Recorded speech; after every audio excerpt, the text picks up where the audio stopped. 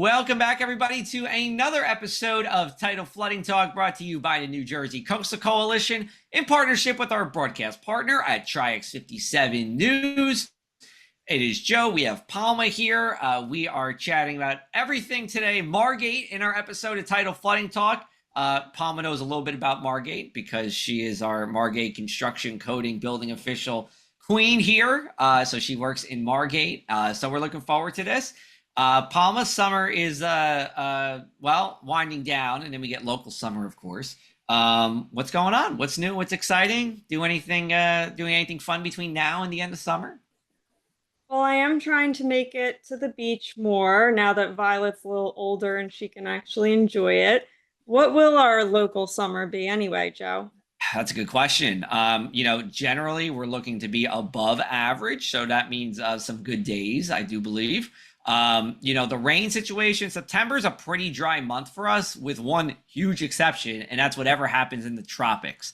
Minus any tropical activity, we're actually very dry. And if you remember, this isn't September, but October, we actually were dry pretty much. Well, actually, if you were in Margate, you were dry all October long. And most of New Jersey was dry all October long. We'll hope for some warmer days. We had a really rough start to our weekend weather to start off the summer up and down the shore. I do a shore summer weekend weather report card. It's my 8th year of doing it, and I gave all C pluses and D pluses until 4th of July. And then 4th of July was great. So we're gonna hope for some better weekends between now and Labor Day, and then of course as we get into our locals summer. All right. Speaking of locals, we have one very notable local, I should say, the mayor of Margate himself, Mayor Michael Collins. He is on to talk to us about CRS, improving coastal resiliency, and all that good stuff. Mayor, thanks for coming on today. We appreciate it. Yeah, thank you for having me. You're welcome. So let's just start off with this summer, Margate. What's your favorite thing about being mayor in town this time of the year? Oh, I mean, that's tough because certainly this time of year, very crowded. A lot of people in town. A lot of changes from what Margate residents are used to. So sometimes when things are a little different, people get upset about some of those changes. But what I love most really is just the people and everybody outside and the activity. I am a runner myself, so I love running or riding my bike and seeing all the other people doing the same thing. So it just makes you feel good when everybody's out and active. Yeah, absolutely. I love. I don't live in a beach town. I'm close-ish, but whenever I get to the beach and go for a nice walk, especially before 8 a.m., fantastic. All right, Palm, I'll turn it over to you. Okay. Well, hi, Mike. Glad to have you on the show. Yeah. I guess my first question would be, since taking office, what do you think you've learned about coastal flooding? Well, I think first and foremost that it's not going away. We live on a barrier island. I think there's, as much as we try to reduce flooding and try to handle all of the issues that we encounter, I think I've learned that it's something we're going to be dealing with forever, and it's something we're always going to have to work to try and reduce the effect for our residents and visitors. And that's never going to stop. And no matter, there's not one easy solution. If we could build Margate up 5 to 10 feet everywhere and make that happen overnight, that would be great. But we obviously know that that's not going to happen. So we have to take a lot of little steps and work to try to improve, in a lot of different ways. Sure. One of those improvements, of course, Margate, a member of the New Jersey Coastal Coalition. That's, of course, where we're doing our Tidal Flooding Talk show from, excuse me. As being part of the Coastal Coalition, what have you found most valuable about being part of this collection of towns? Well, I think, it certainly helps when you see what other towns are doing and get feedback and really have the resources to know how to handle it. Because, again, there's a lot of different ways to look at it.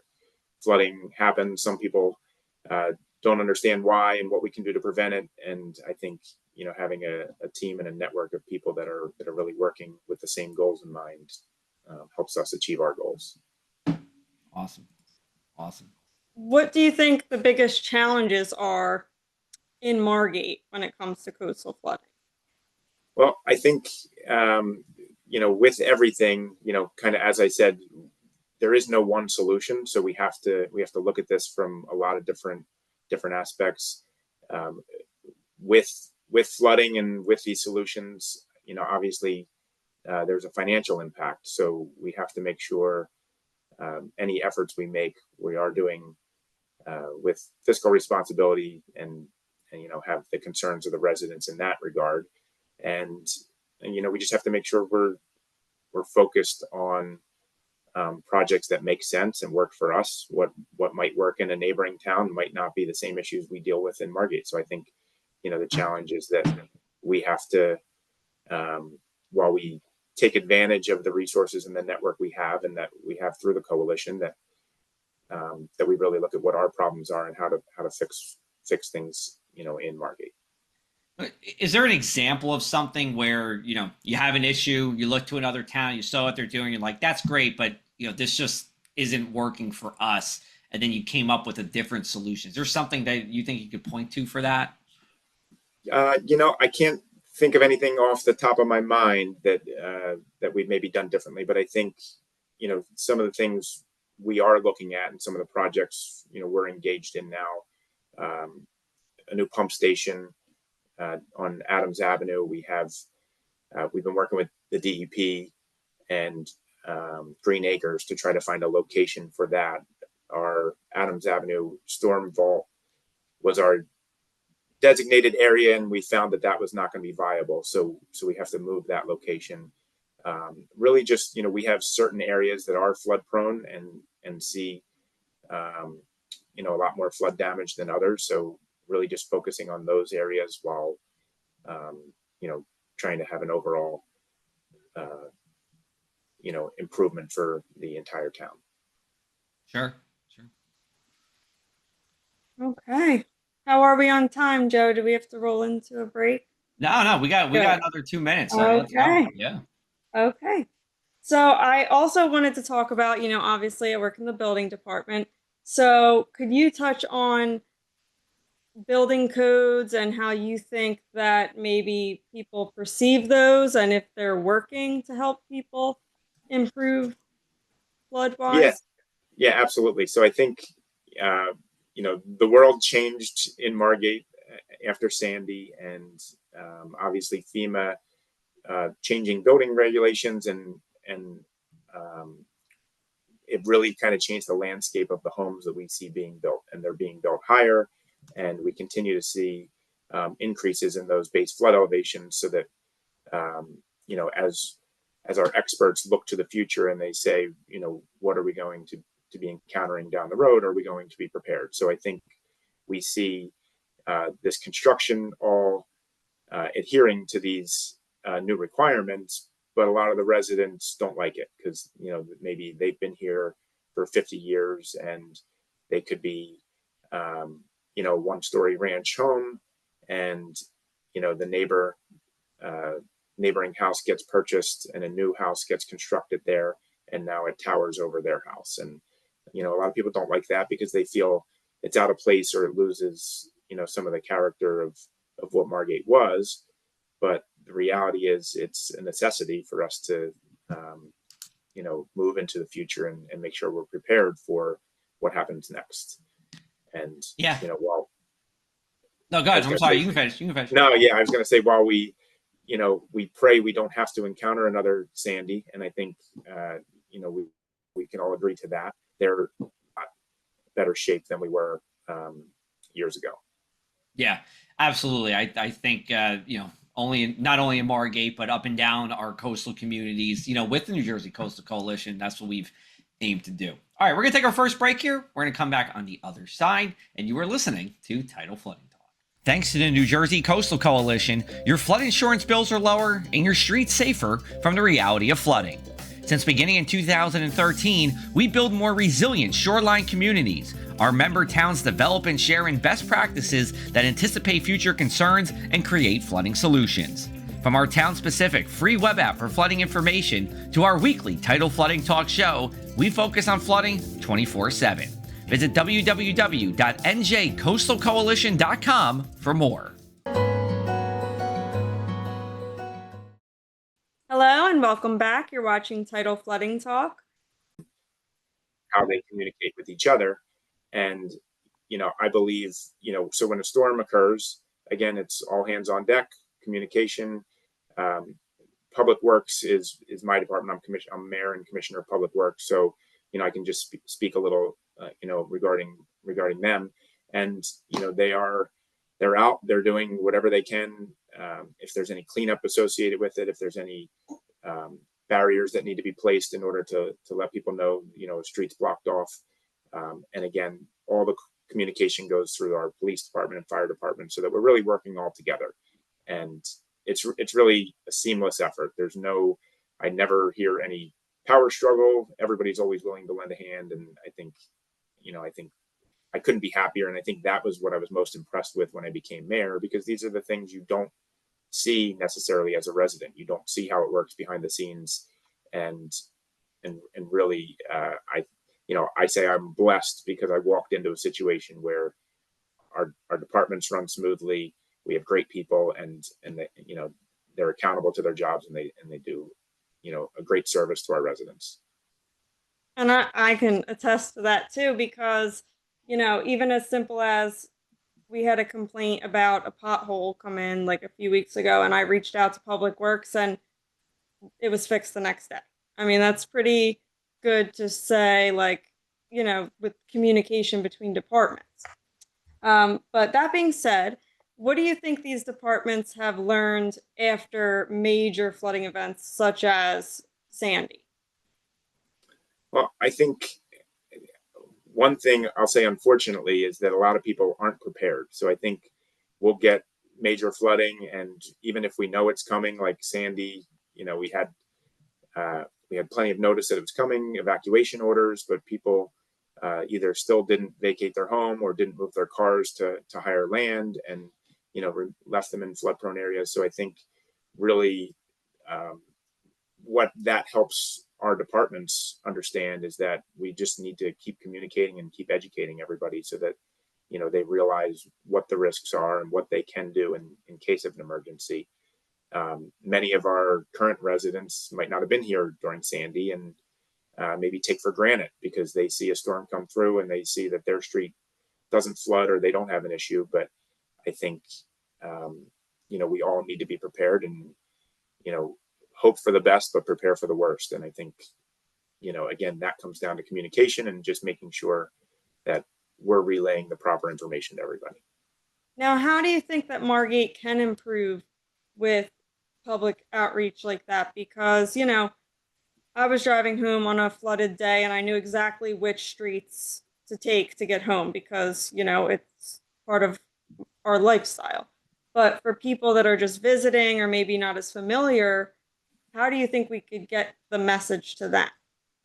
Yeah, so I think we talk about this often in department head meetings, just about all of our communication channels cooperating and working together. Social media is a big one. Everybody, I shouldn't say everybody, but most people have some form of social media, and a lot of people get their news and information from Facebook and Instagram, something along those lines. And newspaper and print media have been, reduced almost to nothing.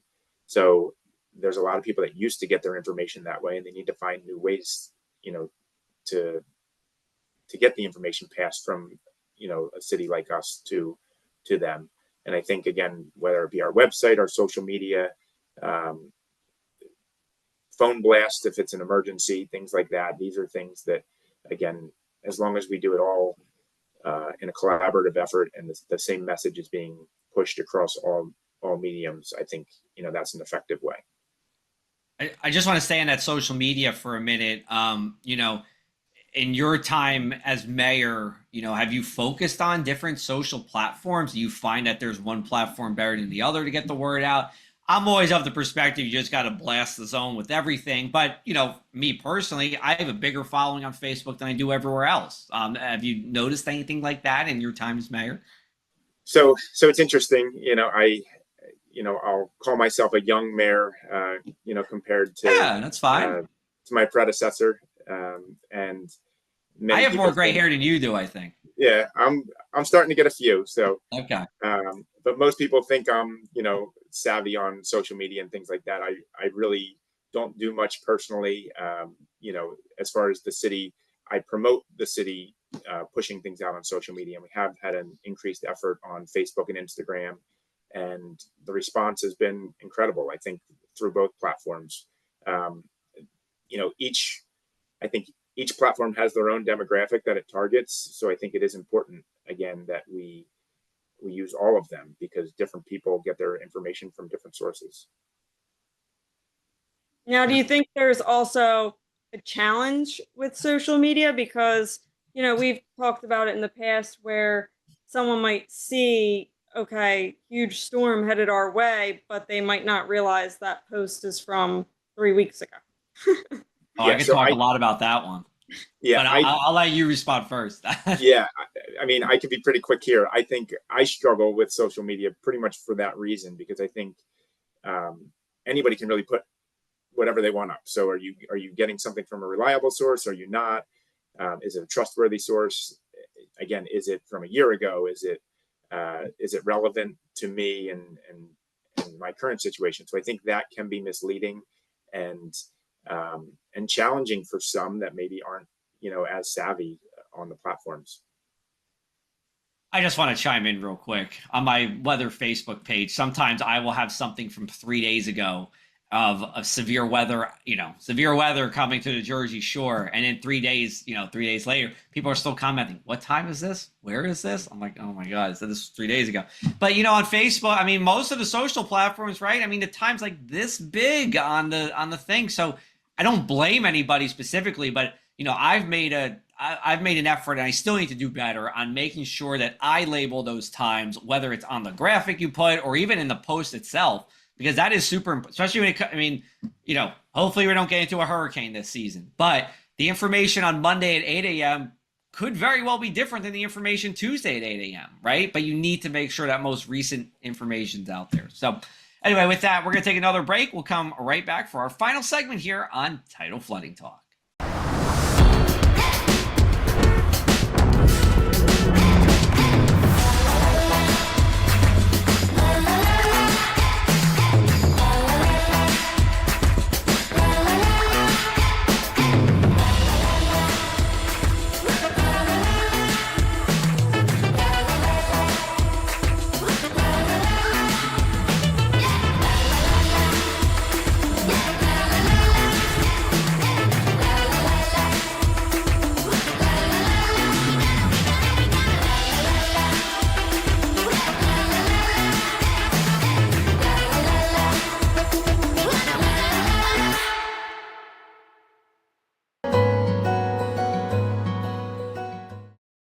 Hello and welcome back. You're watching Tidal Flooding Talk. We are brought to you by the New Jersey Coastal Coalition, and we would like to remind our viewers that it takes a whole community. Flood safety starts with strong leadership, good planning, and informed residents. Your local government plays a part, but so do you. Check your flood zone, protect your property, and stay alert during storm season. When everyone's prepared, the whole community is stronger. Awesome. So we are continuing our conversation with Margate Mayor Michael Collins here. We're talking about, as far as CRS, community rating system, Margate 25% discount. You guys cooking anything up in Margate to improve upon that? Are there areas that you see that you want to target during your time as mayor? And at the very least, how are you guys maintaining your CRS status as well at that class 5 where you get that 25% discount? Yeah, so I think number one, it's important that we work to keep that rating high and keep pushing to try to advance that, because it does save our residents on their flood insurance. So I think all the efforts we go through, they have a direct impact on our residents, and it's really important that we again try to achieve the goals that we have set forth. I think, and again, I give a lot of credit to Palma and our construction department, because I think they are constantly pushing to improve our rating and again try to save even more money for our residents. And I think first and foremost is just our construction standards, making sure we're compliant with FEMA, compliant with the state standards, and all new construction is meeting the new floodplain requirements. And I think really just anything we can do in that sense in order to really again educate the people, make sure everybody is aware of why we have these requirements, what their benefits are, and really that we're not just trying to regulate and do things for no reason. That really it does have a direct impact, one on, as we said, their insurance premiums, but two on the likelihood of them not having damage during a future storm. Now, I would like to know, what are some of the common questions you get from people regarding floodplain development and these requirements? And do you think that a lot of people have misconceptions of maybe who is putting these requirements in place?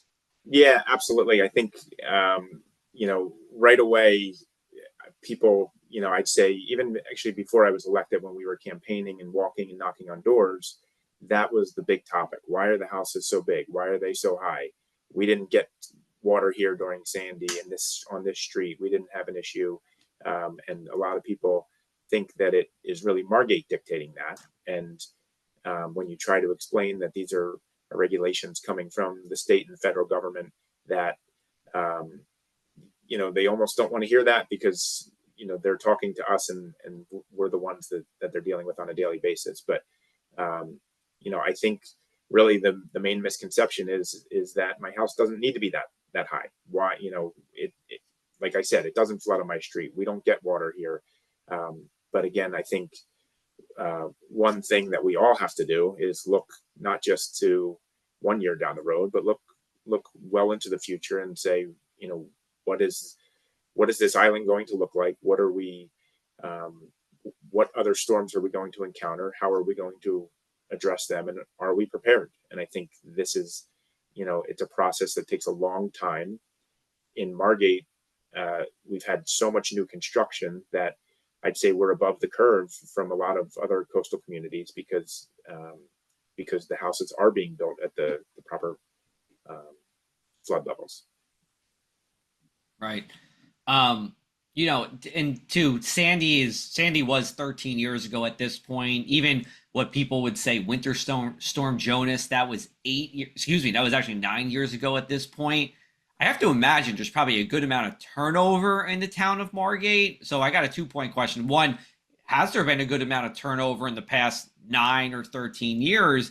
And then secondly, with the people who are coming in, is it maybe something where, well, hey, I didn't live through these 2 storms because I was inland and now I'm at the coast. So, your perspective on what can happen is just not there also.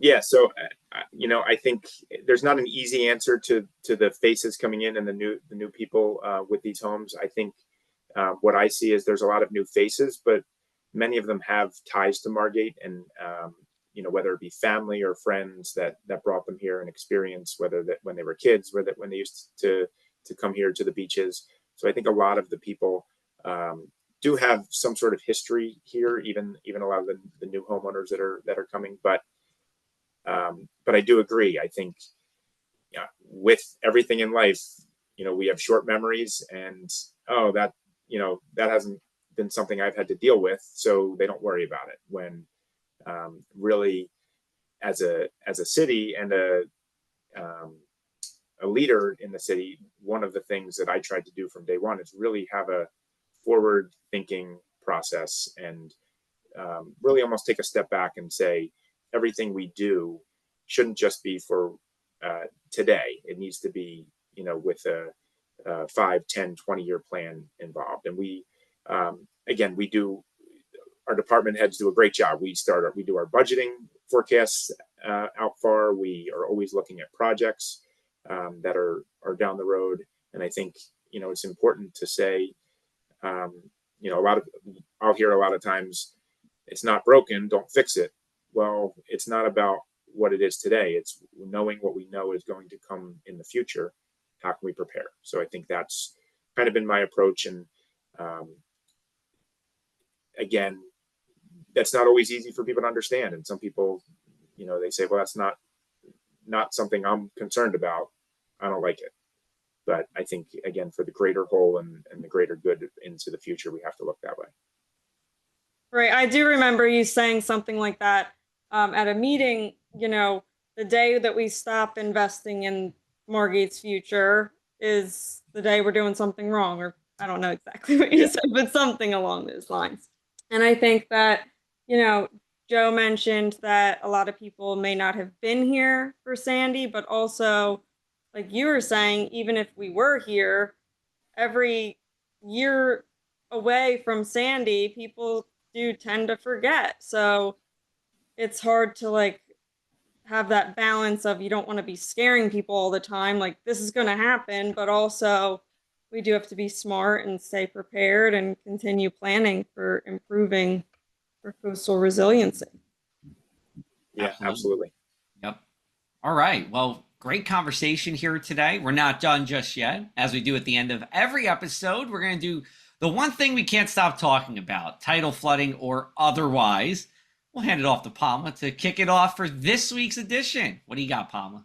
Oh, come on. Do you want me to go first? You go first, Jeff. All right. I have this one cooking. So, and this is relevant to all three of us. We all live in a coastal county, of course. Atlantic City International Airport has a new airline in town, and they're flying to Florida. We now have Allegiant Airlines that's going to be based at Atlantic City International Airport, and they're flying to Fort Lauderdale, Sanford, Punta Gorda, and this one I like because I have a friend of mine who lives here, St. Petersburg, Florida. And that's going to start, I believe, on December 11th. So I am excited to have some more options at ACY Airport. ACY Airport, I feel like, is so underutilized, and I know it's not the airport's fault, but, if we get some more airlines there, I think that'd be great. So that's what I got. I'm really excited for that. Yeah, I mean, now I can't stop thinking about traveling, Joe. See, you always Good. give me an idea of what I want to talk about here. I'm glad I could tee you up. Yeah, well, I think that, in summertime, it is you don't think about it as often because we have the wonderful weather here. But I have been considering a trip this fall. I just haven't figured out all the details. I think we might go to Florida to see the Flyers Panthers game during Thanksgiving. So that's what I'm excited about. The Stanley Cup winning Panthers. Yes. That's gonna be a big one. All right, Mayor, you're last here. All right. So, Palma mentioned the fall, and it just made me think, back to school and, how beautiful the falls are in Margate. And I think, I love the summer. I love the beach. I love being on the water. I love, every aspect of summer. But I think the routine of September with kids in school and, I think their daily routine and, maybe allows me to have a more steady work schedule and be more consistent with my time. I think, I always enjoy that. And then you add in the fall weather and, our beaches are still great. And I mean, we're really blessed here and football season starts too. So that, my son plays for the Ventnor Pirates and, that's always fun. But then of course, college football and the NFL, I'm a big fan. So, so not that I want to wish the summer away, but we always look for those September weekends and look forward to them. Yeah, I mean, listen, there's no better place to be in New Jersey than the shore during the month of September. That's for sure, no pun intended. And we have Margate Fall Fest, right? Yes. That's always what day is that? Day. So it's Saturday. I want to say September 27th.